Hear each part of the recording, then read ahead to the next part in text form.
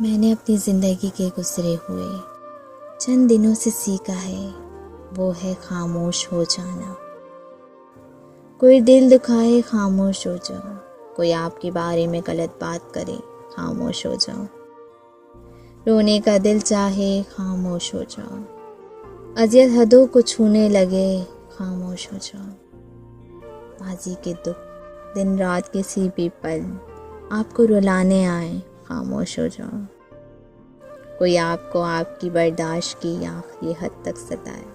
تب بھی خاموش ہو جاؤ۔ آپ کی اس خاموشی کا اجر آپ کو آپ کا رب دے گا